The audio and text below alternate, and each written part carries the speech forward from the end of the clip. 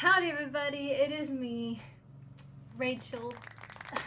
So, as promised, your Q&A video is here today.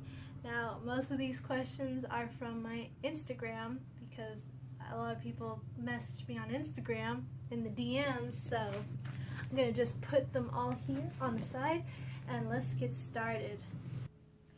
So the first question: what is your reason for the Coast Guard over the other branches? That's a good question to start out because, like, geez, I chose Coast Guard because, I don't know if any of y'all know this, but I was in an NJROTC program. That stands for Navy Junior Reserve Officer Training. ROTC. Okay, yeah. That I can't think in my head. Anyway, so that was in high school. Some high schools have this program, some don't. So if y'all have a if you don't know about this program or you're aware of it, cool. I'm here to just let you know. I was in the Navy NJROTC program, and throughout my mom and my dad, they were both in a JROTC program. My mom, however, was in the Air Force ROTC program, and my dad was in the Army ROTC program in their high school years. And when I went to my school, which is it's not their schools, it's a totally different school. When I went to my high school, they had an Navy one, and I was just like, Mom, did you say that you've done this before? Because me and my mom, we went to the high school. Like, I think it was like to see what classes you want to be in, and they had people in the uniform, and they were all performing, and I was just like, that looks so cool. And I guess they're like promoting, like, hey, come join Navy ROTC, this is so fun. And obviously it caught my attention, and I said I want to join. So I joined for that first year in high school, signed up for the class, and I loved it. And oh, I remember. Okay, so there is a question here of a person saying, "Hey, I'll get to it eventually." But he was asking, "Hey, you're wearing a Navy uniform." That Navy uniform is in my Instagram, but if you check the description on it, it shows a different year. I even put I was in this program, and that's just my high school photo of when I was a Chief Petty Officer. I stuck with the program throughout my 4 years, and I climbed up within those 4 years, and I became a Chief Petty Officer. And I had my platoon, I had my squad leaders, and my officers, and I was happy. I loved being Chief. And man, I stuck with Chief for 2 years, the last 2 years of my high school, and looking back at it, I wouldn't have changed anything. I loved it. And so my point is, for this person's question, I wanted to join the Coast Guard out of all the other branches because my Master Chief at the time was telling me that I should join the Coast Guard, because since I'm a very rescue-y kind of I'm there for you person, and I was just like, huh, okay, yeah. So when I graduated high school, I checked out the nearest office, Coast Guard office, which is not even that close for me. It's actually a good 40-minute drive, but that's the closest to me. I called them. Don't just go over there. You need to call them, schedule an appointment to meet them, so that way they're not going somewhere else and then you go in there and there's no one there, which happens to a lot of people. A lot of people asking this question. I can never meet a recruiter because there's no one there. Well, you need to schedule an appointment because you never know when they're busy or free, and yeah. So anyways, I scheduled an appointment, and yeah, they were nice people, and I joined. I didn't join. I didn't get enlisted. That's where I was going for, is the Coast Guard. Next question. I spent too much on that question. My bad. My bad. Question: did you ever go back for the 3rd time? Well, no, because I'm scared and I'm nervous. And I think there's another question here that's gonna help me get to that question there. This person says, hi, can I ask about your Coast Guard experience? So here's 2 questions that I'll answer in this one thing. So my recruiter, who's in the Coast Guard, he was nice. I wouldn't say he's perfect, but I guess because he knew, because I told him about my information, he knew that I was in a ROTC program that, oh, Rachel already knows a lot about the military, because that's what the program is for. It's to prepare you for the real thing. And so I already know how to march, command, I know how to do all these things, and so he just sent me to MEPS.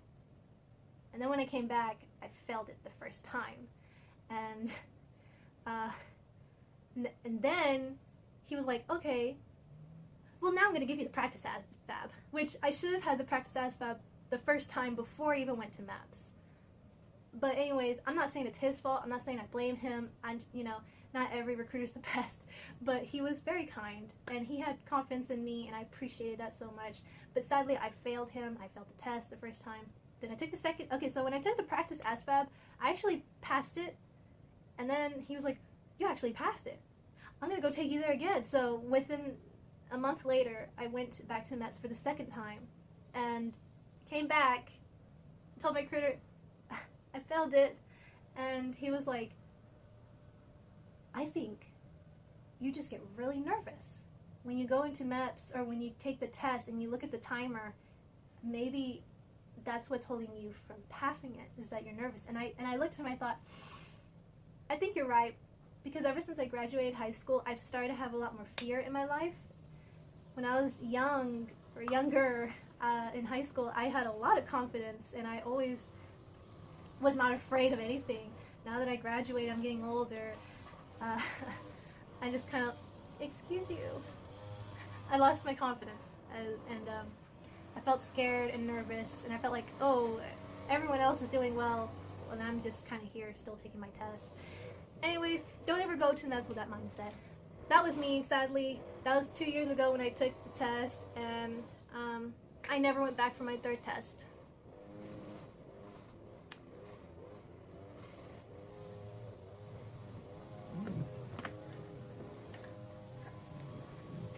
Okay, so the next question is, hi, I saw your video on YouTube about the ASVAB. I have a question. Is it hard ASVAB the test? I have a question. Is it hard ASVAB the test? I think what this person means is if the ASVAB is a hard test, if you study, it's not that hard. If you don't study, it will be hard for you. And if you panic because of the timer that's there, definitely practice on that timer. Like not be afraid of that timer, because it will mess up your brain from focusing on the question of the test. That happened to me. I know. Here's another good one. This one says, yo, I saw your video on the Coast Guard. I'm actually about go to MEPS next month. What were the exact questions they asked you in the test? Now, I have some papers. These were my results from both the two times I went to MEPS. 2016 is the date of both of these. It's only 2 months apart of when I took these tests. So anyways, it will show you your score of all the categories that you've done. So let me just go ahead and tell you what your question was. What are the exact questions they ask you on the test? So for, let's see, 1, 2, 3, 4, 5, 6, 7, 8, 9, 10. There are 10 different categories that will be in this test. And out of the 10, 1, 2, 3, 4, 5, 5 of them are the most important ones that you need to get down. And if you don't have that down, it's like everything else doesn't matter. If you don't know, which here, this is what they are. General science, arithmetic reasoning, word knowledge, paragraph comprehension, and mathematic knowledge. If you get all 5 of these categories at a good score, you at least are at passing to get into the military. Now, if you get the other, like all 10 of them, which to continue, auto information, shop information. Oh, I missed one. Electric information, mechanical comprehension, and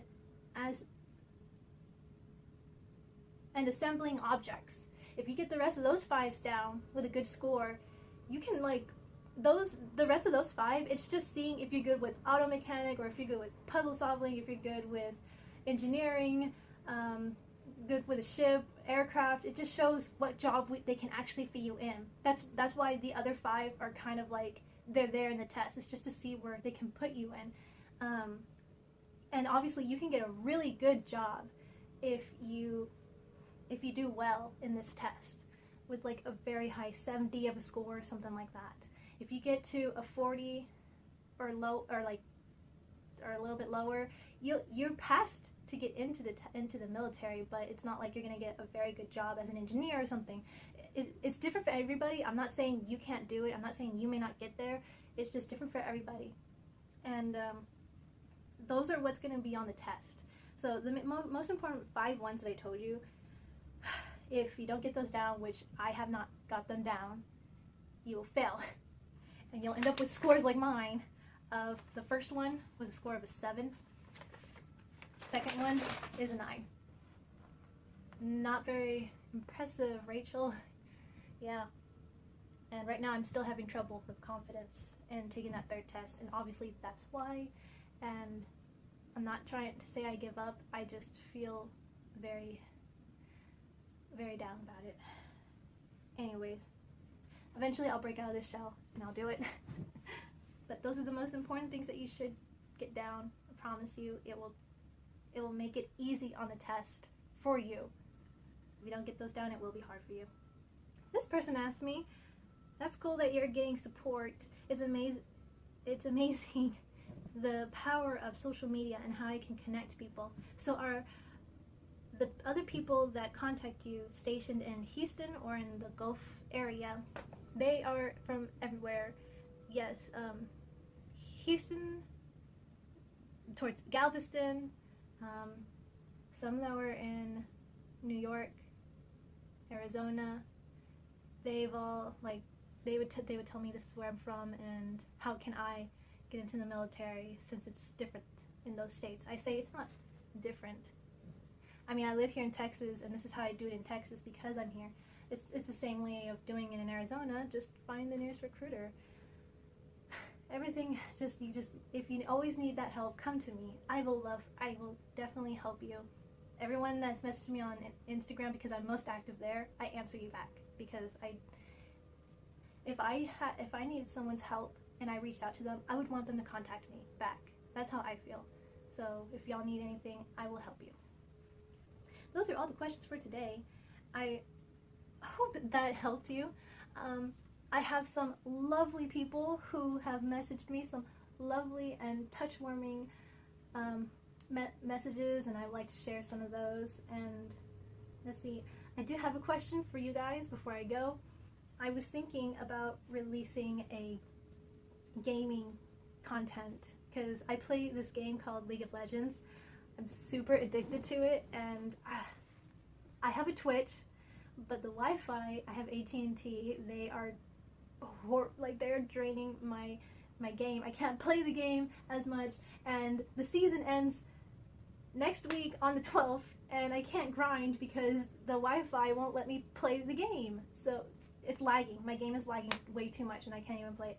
So if y'all are interested in seeing me play games, let me know on this channel. If you don't want to see me play games in this channel, tell me to make a different account. I will gladly do that because I know this channel has mainly like my life and military life, and you may not like games. So if you want me to make another, just tell me. Just tell me. Anyways, thank you so much for watching, and I will see y'all in another video of mine. Bye.